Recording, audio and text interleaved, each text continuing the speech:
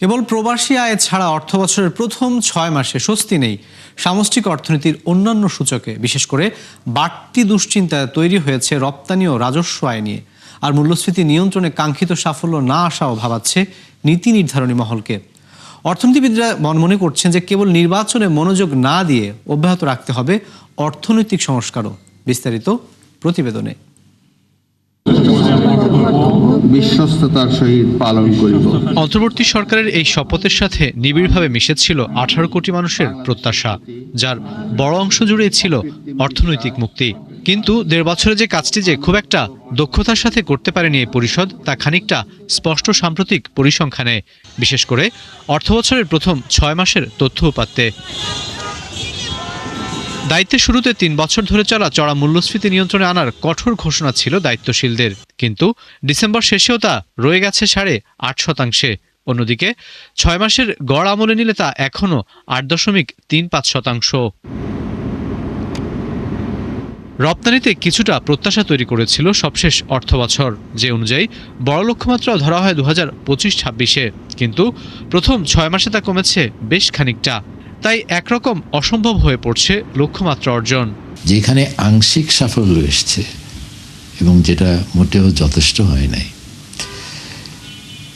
মূল্যস্ফীতির ক্ষেত্রে, এটা 2 অঙ্কে ছিল, 12% কাছাকাছি ছিল, সেখান থেকে নেমে 8-এর কাছাকাছি এসছে, কিন্তু 8টাও যেন অসহনীয় পর্যায়ে আছে, বিশেষ করে নিম্ন আয়ের পরিবারদের ক্ষেত্রে।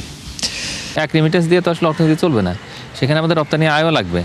তো সেই জায়গাতে আসলে আমাদের এটা পারফরমেন্স হতাশাজনক। যখন রপ্তানি আয় কমে যায়, তার মানে হলো যে সবাই কিন্তু আর চাপের মধ্যে পড়ে।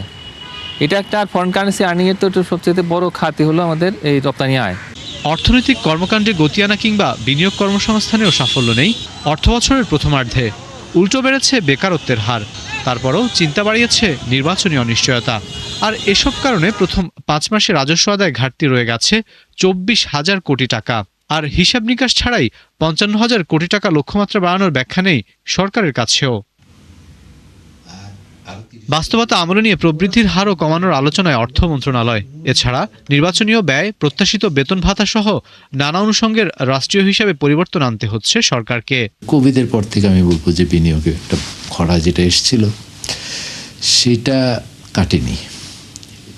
সেটাকে কাটানোর জন্য কিছু উদ্যোগ নেওয়া হয়েছে,